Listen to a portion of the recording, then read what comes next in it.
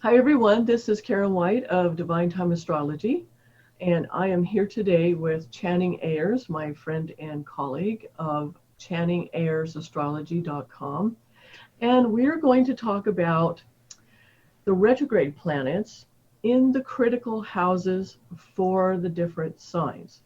Now, we do have several planets retrograde this year, but they're only in critical houses for certain signs. And across the bottom of the screen, you'll see what sign we're talking about. So you don't have to guess where we're at. You don't have to scroll through or anything like that. It'll be there. So, hi Channing. Hi, Karen. It's good to be Thanks here for joining me again today. today. So, you had a few interesting things to say that I would like everybody to hear just about Mars retrograde. Mars in Aries retrograde. Sure. Well, we had said, hey, let's get together and have a conversation about some of this and share some of this with the folks out there, because we always get to have such nice conversations. So we had talked about looking into Mars and going into the retrograde planets a little bit, and I decided to kind of look up when the last time Mars was in fully retrograding in the sign of Aries. Now, the last time it retrograded into Aries partially was in August 1988. So it was kind of in Aries for part of that time. And then before that, we had it in Aries and Pisces in 1973, September 1973. But I was looking for the last time that we had a full Aries retrograde. So the retrograde started in Aries, retrograded back all the way to the beginning of Aries, and then the station direct back into Aries. So it stays in Aries, right? Right. And I looked at an ephemeris that I found on just Mars retrogrades, and I found that the last time that this happened was September 6, 1941. Yeah, and that's a really interesting time period because that World War II was happening and the United States had not entered it yet. But there were a lot of different aggravations and incidences, and everything was sort of getting heated up more so. And I just thought that was really interesting that Mars, the last time that we had Mars retrograding fully in its own sign in Aries, was that during that time frame when the World War II was really getting ramped up. And Aries is definitely an interesting sign. Mars does not have it has an irregular retrograde pattern. Mm-hmm. It's a wild planet. And so I noticed that it didn't retrograde into Aries as often as it was retrograding into other signs. That's interesting. Yeah. And so I don't know a lot about the mathematical actual pattern of Mars retrograding. So I don't want to talk about the technical details a lot, but my own curiosity was saying, oh, when did Aries get stimulated like this before? And it's been a really long time. So this is a big deal for people who have Mars retrograding in Aries and hitting critical houses. So we're going to talk about that because it's probably not going to happen. I think the next time that this happens actually, and it's a partial, it starts in Taurus and then it goes into Aries. The next time it's going to happen is 2052. Oh my goodness. Wow. Yeah, really skipping over. As far as I can tell. Now I could have missed something in my research. Don't quote me on that because I'm having to do all this by hand looking at ephemerises. Because I don't really know exactly where you can just pop in, every time Mars goes retrograde, you sort of have to look for that in the ephemeris, and that's what it looked like, 2052. So, yeah. Okay, that's really, wow. Mm-hmm. So, and this is very important for certain signs only. And now we will mention the other retrograde planets too, but only when they're in critical houses. Otherwise, we can talk about this. We'll be talking about this all day long, and the video will be 1,000 miles long, and it's just, yeah. So, And besides, there's a lot of great astrologers on YouTube already going through each sign and each retrograde planet, and you can find that. So we're just going to focus on the critical houses today. Yeah, and also because we study Vedic astrology, and we're using the tropical Vedic, but in that system, the retrograde planets are treated a little bit differently than they're treated in a lot of the Western astrology applications. And so what we focus on, like you had said, is the critical houses. So Mars is going to go retrograde every 2 years in a different place, and Venus is going to go retrograde, and Mercury goes retrograde 3 times a year. But when is it really going to be felt by the person? When is it important, right? When is it going to make a difference in your life? Because the thing about retrograde planets, when they're going through a critical house, that house is being rapidly developed. And that it's not full of like irritations and having to go back and do things over. It's not just that kind of thing. What it really is where you are perfecting a skill of some kind, or you're able to develop an area of life to a much higher degree. For instance, like Venus, for instance, going retrograde in Gemini, well, when that's going through certain houses, this is a big deal in your love life. And then Mars, so each one of the planets, it's when it goes retrograde, it's not anything to be afraid of. It's something to be happy about, because that area of life is something you're really going to be developing.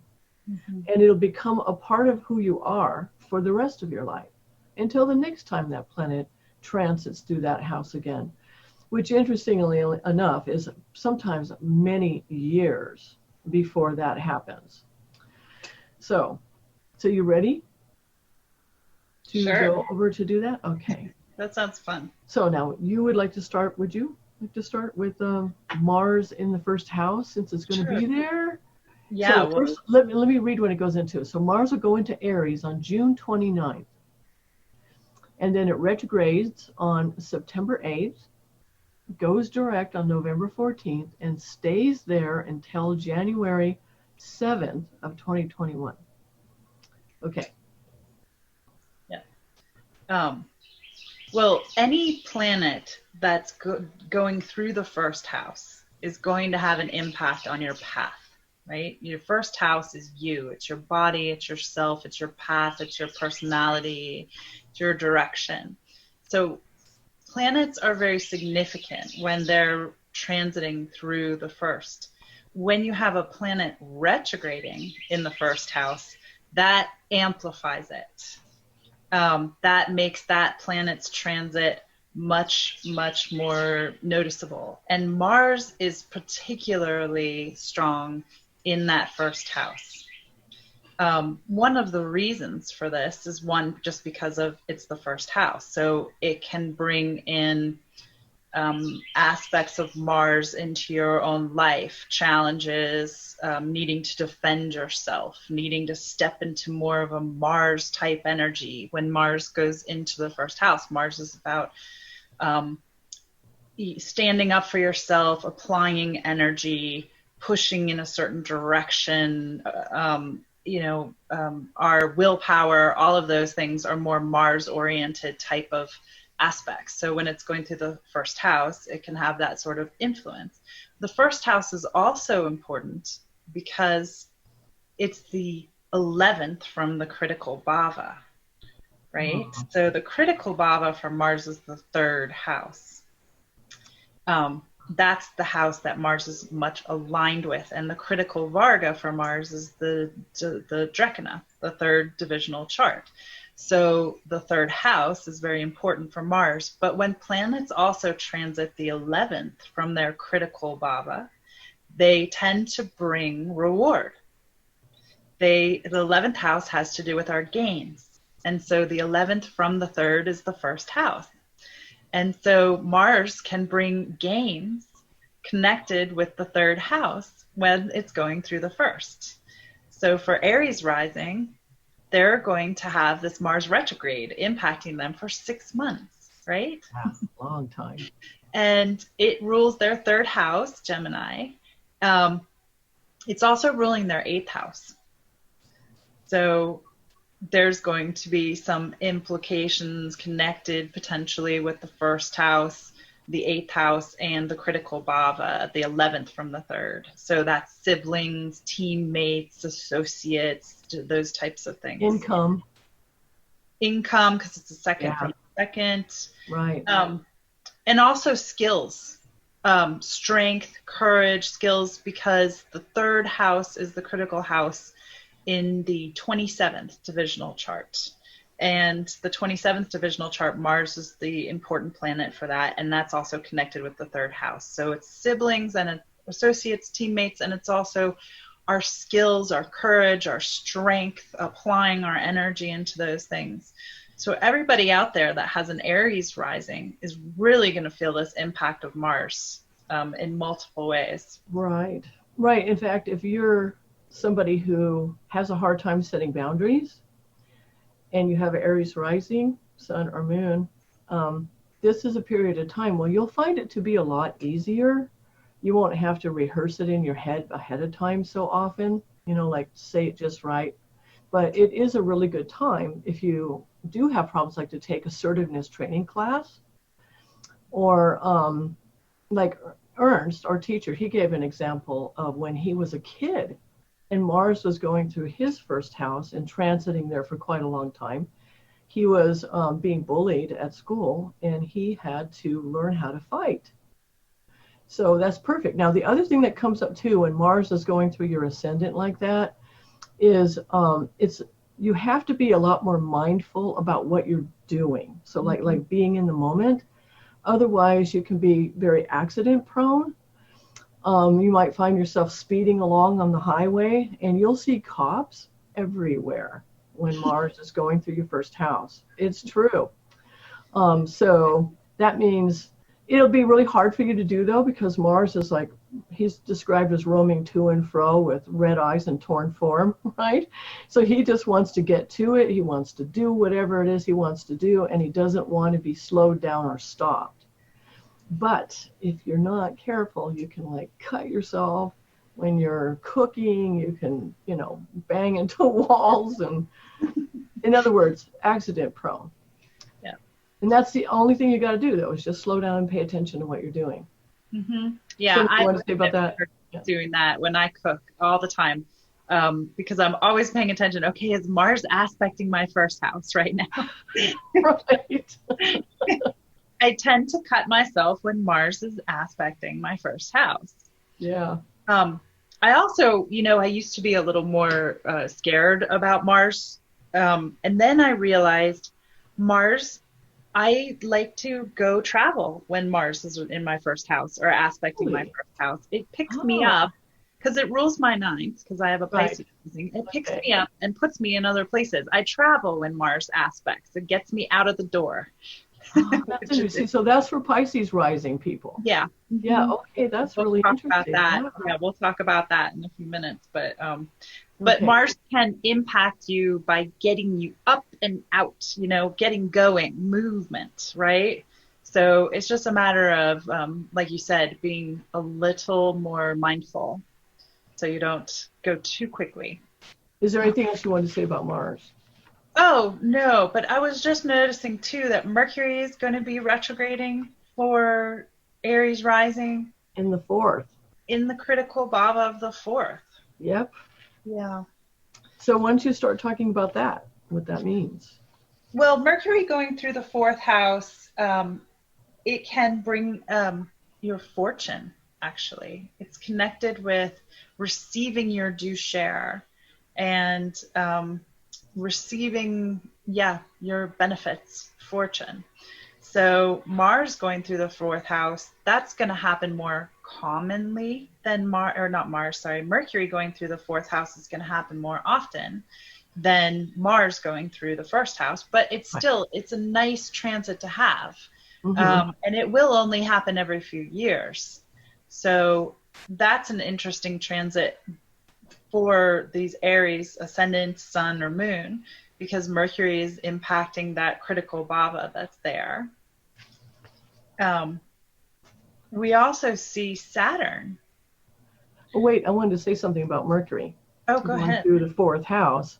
And that is that this is where you can get your ideas on how to make a fortune and seek it out. Now, you could make some mistakes first along the way, but sooner or later you will figure it out. So, but here's the thing you have to be careful of, though. You have to be careful of get rich quick schemes too, because remember, Mercury, he's considered to be amoral, Yeah. which is why he rules the law and business. Okay, so people will come into your life with all these great ideas on how to make money, and you just need to check them out thoroughly, and or get a horary reading to find out if it really is a good idea. But that was an important thing, I think, that you should know about Mercury going retrograde in the critical fourth house. Well, it's also lined up with what's going on for all these people at the same time. I always find astrology is so amazing. It's like it totally correlates with everything that's going on in your life. So those Aries rising are getting a burst of Mars in their first house, and they're getting this Mercury, twice in their fourth. So it's a really big time for those people with Aries rising. They're getting a lot of inspiration, a lot of energy, ideas, just a lot of motivation, probably. Yeah, absolutely. Very, very energized time period. And now Mercury will go retrograde on June 18th, direct on July 12th, and then stay there in the sign of Cancer until August 6th. Now, there's another critical placement in this chart for Aries rising, and that is Saturn. Saturn is going to go back. He's already retrograde now, and he's going back into Capricorn. Mm-hmm. Now, he's going to go back into Capricorn on July 2nd and stay there until December 18th. And so when Saturn is going through the 10th, that is another critical house for Saturn. Yeah. That is when you'll either do something really important in your career, or you'll change your career and do the most important thing that you ever can do in your career. And that happened for me when I left my long-term day job to become a full-time astrologer. Saturn was going through my 10th. Mm-hmm. So I can verify that that's really true. And yeah, I had that with Saturn going through the 8th from my 10th, or not the 8th, the 11th from my 10th, which is my 8th house. So Saturn can do that same thing when it's in the 11th from the 10th and or in the 10th. So yeah, so Aries, wow, this is really an important year for you. Yeah. Aries rising in particular. Mm-hmm. Now, we can just mention some of the other ones. So like Jupiter is in the 10th as well. He went retrograde on May 14th, will go direct September 13th, and stay there until December 19th. So Jupiter in the 10th, I don't think it's quite as critical as Saturn in the 10th. No, it's not the critical bhava for Jupiter. No. And we also have to remember, Saturn is going to retrograde when it's in a sign. It spends a lot of that time in a sign retrograding, and Jupiter is always going to retrograde in that sign. So every transit of Saturn and Jupiter is going to include some retrograde time. Right. So it's really important that when those planets are more in their critical bhavas retrograding. So Saturn being in the 10th is really important. Okay, so then to sum up for Aries rising sun or moon, the critical houses here are the 1st with Mars, the 4th with Mercury, and the 10th with Saturn. So you want to move on to the next sign then? Okay, so this is for Taurus rising sun or moon. And for Taurus rising sun or moon, there isn't anything, any of the retrograde planets are not really in critical houses, though there's still some things that can happen that are important. So like, for instance, for a while, Saturn has been in the sign of Aquarius, and that's the 10th. for Taurus rising. And my daughter is Taurus, Taurus rising, and she is in the middle of changing her career. And it's not an easy transition. Plus, she's pregnant. And for women, oftentimes, having a child is like a career thing. So because it's such a profoundly life-changing event. And for the mother, it is the most involving thing, especially when the baby is, when you're pregnant, when you have the baby, when you're nursing, and when the baby is small. The mother is the one that is most involved with that. And even if she has a job on the side, the most important thing in her life at that time is her baby. So it's like a career thing too. Mm-hmm. And responsibility. Saturn in the 10th house is really big on responsibility. So that can also be connected with that transition in one's life. Yes. Mm-hmm. Now, there is something too, I think that's important here. Even though Venus in the second house is not one of those critical houses, it's a nice house to have it in because it has to do with getting your needs met and your resources and receiving good things from like the world and the people in your life. Mm-hmm. So what do you think about that? I can see that. I think that even though it's not a critical house, Venus, when planets go retrograde, Ernst Stevens said this, that they're called Shakti. That means they're more powerful. And in the Western astrology, people talk about everything's going wrong or there's miscommunications or you have to go back and redo something. In this perspective, the planet is closer to the Earth. So you're able to receive more from that planet during that retrograde. You're able to understand how to apply that planet more. And so Venus going through the second house is a nice transit towards, redirecting your energy with your resources. Well, there's also Mars. Now, the 12th. Even though Mars is not going through critical bhava, the 12th house transit for every sign, every planet going through the 12th house can also bring a conclusion or some sort of resolution, the final wish as well, because the 11th from the 11th? No. That's like, what is the 12th house it's the second from the 11th. And so there's an aspect of receiving, but the 12th house has to do with our finalizations. It can bring a resolution, a final wish.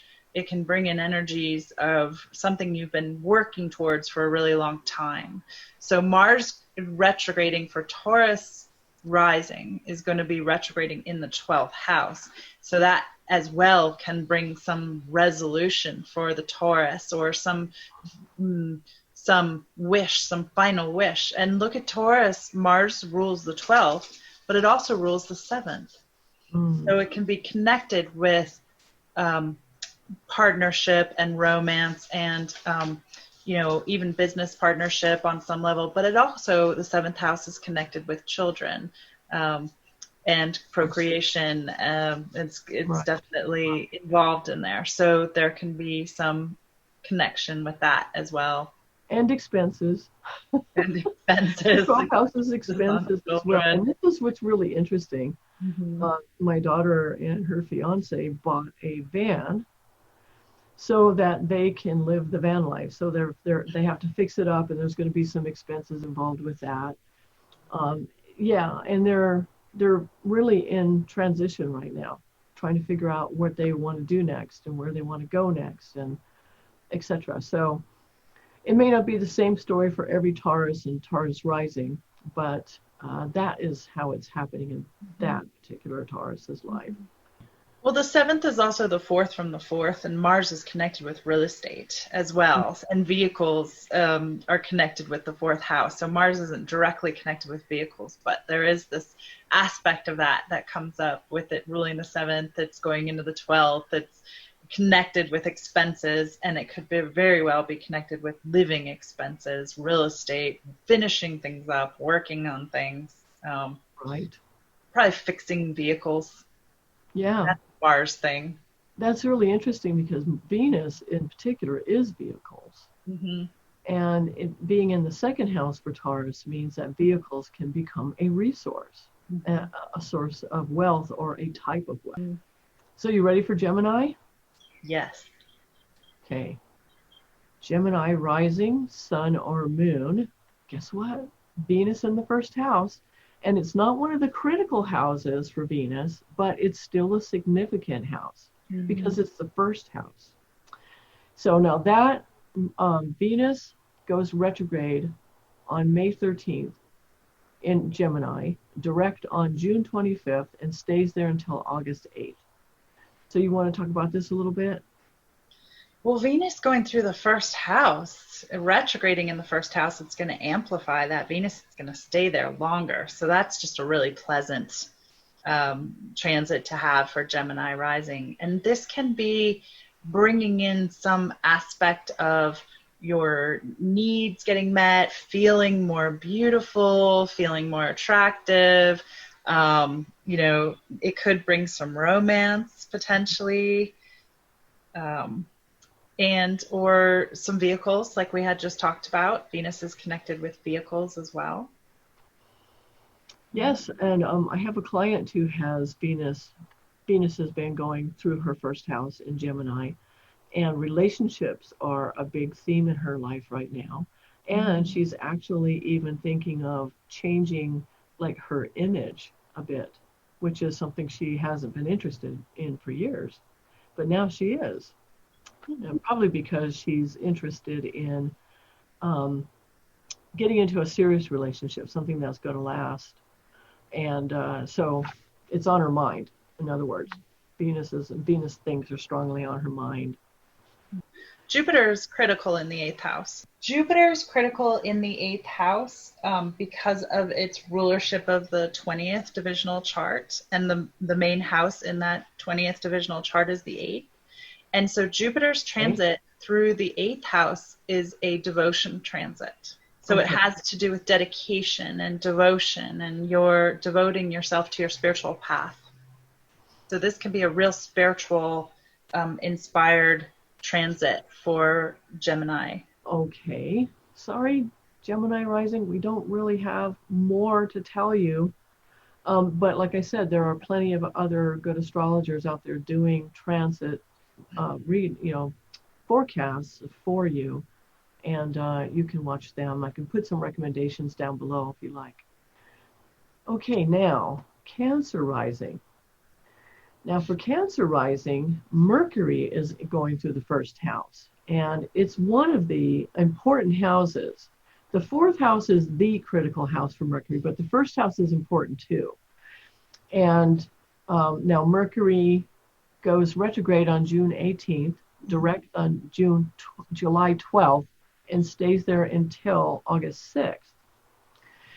So for Cancer rising, when Mercury is going through the first house, this is when you raise your skill level. Like say, for instance, if you're an artist, which is a really good example, then you can think about, okay, what medium you want to master. Or if you just want to take a class on anything that you're interested in, this is an excellent time to do it and to bring your skill level up to a much higher level. Now, Mercury, it's ruling the third house of skills and the 12th house. So the 12th house is expenses. You can spend some money on increasing your skills. You want to say something about this, Channing? No, I just think it's also a really good transit for enhancing communication. So if there's something you want to say, someone you want to talk to, something you've been wanting to get out, self-express, this could also be a really good time for any sort of paperwork, business work, organizing. All those Mercury type things could really come into focus during this time frame. Right, and Mercury goes retrograde in the first house only about every 5 years. So it's an important, because the first house is an important house, it is an important transit for you. Now, Mars is going through the 10th, and then Jupiter. Now, for Cancer rising, Jupiter going through the 7th is a critical house. Mm-hmm. I mean, it's a relationship transit. It's a relationship transit. It's a creativity transit. It's a good transit for children because Jupiter is the natural karaka for children. Jupiter is a manifesting planet, right? Jupiter is about expanding. It's about growth. It's about wisdom. It's about spreading goodness, right? So Jupiter is the number one benefic planet that we have out there. So having Jupiter going through the 7th house is really good for partnership. It's good for your partner. Your partner could be gaining some benefits from this. And it also can be a very creative time. And then for women, this could be when you find a husband if you're single, or that's when you meet someone that you're going to co-create with. It can. It doesn't necessarily have to be children. It can just be creating a life together. So those are two. Look at, they're opposite each other, Jupiter and Mercury here. Now Saturn is going to go back into the 7th. Now Saturn in the 7th is, I don't believe it's one of the critical houses for Saturn, but I've seen people get married when Saturn was going through the 7th. Because it brings in commitment. Yeah, because it's, responsibility, commitment, and Saturn's transit is so slow, whatever house that it's in, or sometimes like if it goes back into the previous sign or the next sign, it touches on the houses on either side of it too. So they get involved. Yeah. Plus we have Saturn ruling that house, right? So when you have the ruler of a house going through that house, it can help manifest the things of that house. It's a positive transit. So even though we can get a little scared about Saturn sometimes, this Saturn is also going to be a strong Saturn and a manifesting Saturn. Right. Yeah. And even when he goes back into Aquarius at the end of the year, still in his own sign, right? So then he'll be manifesting the 8th house then, which we'll talk about later. Now, do you think Mars in the 10th, just because the 10th is one of the angular houses, that this would be an important, so let me see, 1, 2, 3, 4. It is the 5th house Lord in the 10th, and it is the 10th house Lord. So the Lord of the house in its own sign. So that's a manifesting house for Cancer rising and Sun or Moon too. Wherever it is, we're going to notice it. It's not going to be without, commentary. So, with Mars retrograding, Mars likes to fix problems, right? So with that Mars going through the 10th house, there could be some sort of problem that arises. And as Mars goes retrograde, a solution is discovered. That's what Mars does best. It likes to find solutions, the most efficient ones to problems. Exactly. And the last time Mars was going to my 10th house, I was super busy. Yeah. Crazy busy. So that could be that too. So be ready for that. But it'll be okay because, Mars being there, he's really strong in his own sign. Okay, so let's move on to Leo.